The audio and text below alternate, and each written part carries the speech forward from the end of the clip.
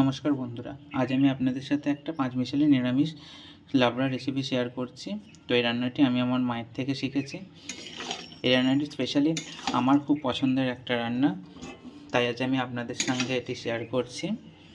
এই রান্নাটি গরম ভাতের সঙ্গে খেতে জাস্ট অসাধারণ লাগবে।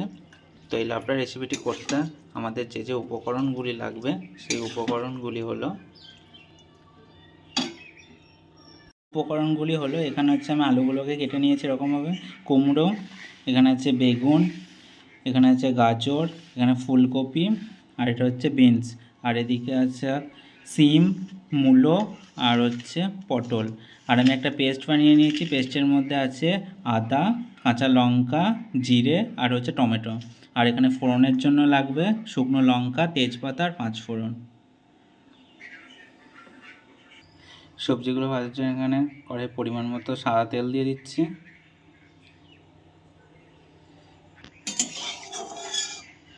তেলটা গরম হয়ে গেছে, এবার আমি গাজরগুলোকে দিয়ে দেবো ভেজে নেওয়ার জন্য।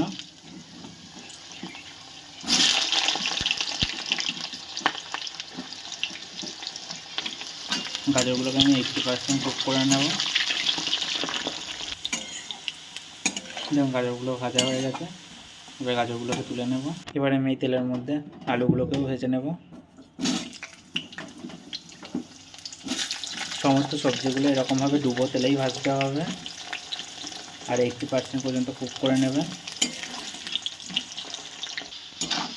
আর আলুগুলোও ভাজা হয়ে গেছে। আলুগুলো তুলে নেওয়ার পর এবার আমি সেমভাবে কুমড়োগুলোকেও ভেজে নেব।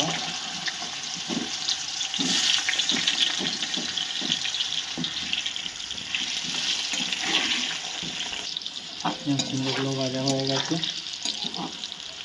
এবার আমি ভেজে নেব পটলগুলো।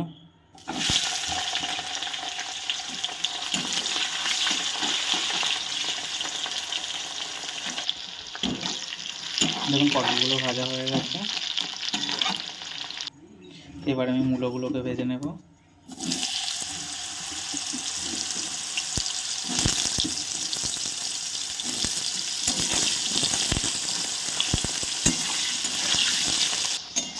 দেখুন মূলোগুলো ভাজা হয়ে গেছে। সমস্ত সবজিগুলোই কিন্তু 80% কুক করে নেবেন।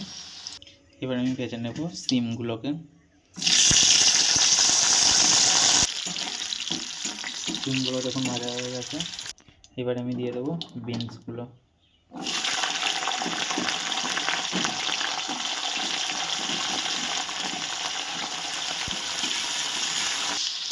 দেখুন বিনসগুলো ভাজা হয়ে গেছে, এবার আমি বেগুনগুলোকে ভেজে নেব।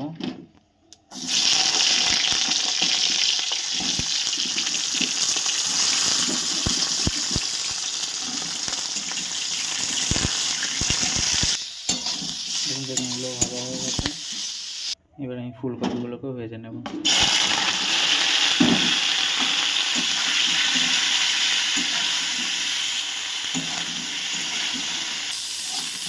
ফুলকপিগুলো ভাজা হয়ে গেছে, আমার সব সবজিগুলো ভাজা হয়ে গেছে। আমি এখানে 9 রকমের সবজি দিয়ে লাবড়া রান্নাটি করছি। আপনারা চাইলে আপনাদের পছন্দ মতো সবজি এখানে অ্যাড করতে পারেন। আমার ঘরে কয়েকটা বড়ি ছিল, তাই আমি বড়িটা এর মধ্যে দিয়ে দেব। আপনারা চাইলে এটা দিতেও পারেন, আবার নাও দিতে পারেন। বড়িগুলোকেও আমি ভেজে তুলে নেব। আমি সবজিগুলো ভাজার পর এখানে কিছুটা তেল আরও অ্যাড করে দিয়েছি। এবার আমি এখানে ফোড়নের জন্য দিয়ে দেবো পাঁচ ফোড়ন, শুকনো লঙ্কা, আর হচ্ছে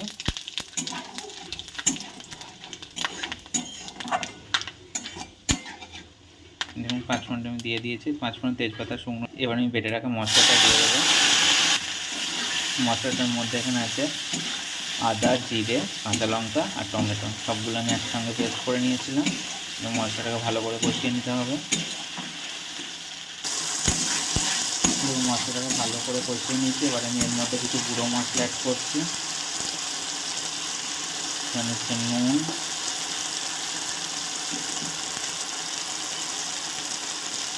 ধনে গুঁড়ো,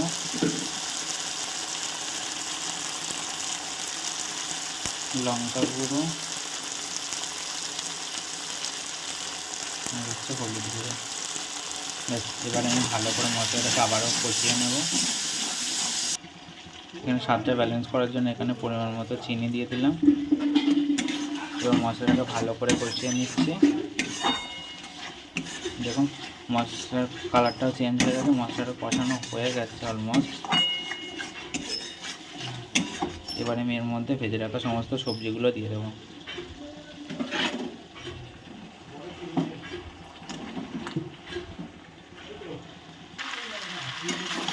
দেখুন আমি সব সবজিগুলো দিয়ে দিয়েছি এবং মশলার সঙ্গে ভালো করে মিশিয়ে নিচ্ছি। এবার আমি চাপা দিয়ে ভালো করে রান্না করে নেব। এখন এর মধ্যে কোনো রকম জল অ্যাড করছি না, যেহেতু সবজিগুলো ভাজার সময় তো 80% কুক হয়ে আছে, তাই আমি এর মধ্যে কোনো জল অ্যাড করছি না। এবার আমি চাপা দিয়ে এটাকে রান্না করে নেব। দেখুন আমি সমস্ত সবজিগুলোকে ভালো করে কষিয়ে নিচ্ছি, আপনারা ঠিক এরকমভাবে কষিয়ে নেবেন চাপা দিয়ে।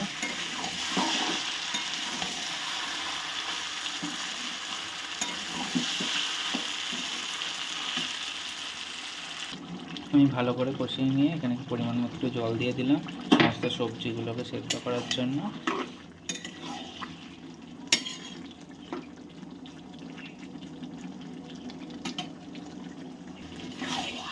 দেখুন সমস্ত সবজিগুলো খুব ভালো করে সেদ্ধ হয়ে গেছে আর দেখতে কতটা সুন্দর হয়েছে দেখুন। এবারে আমি এটাকে নামিয়ে নেব। আপনাদের যদি আমার এই লাবড়া রেসিপিটি ভালো লেগে থাকে তাহলে একটা লাইক, কমেন্ট আর একটু শেয়ার করে দেবেন। দেখা হবে নেক্সট ভিডিওতে, ততক্ষণের জন্য টাটা।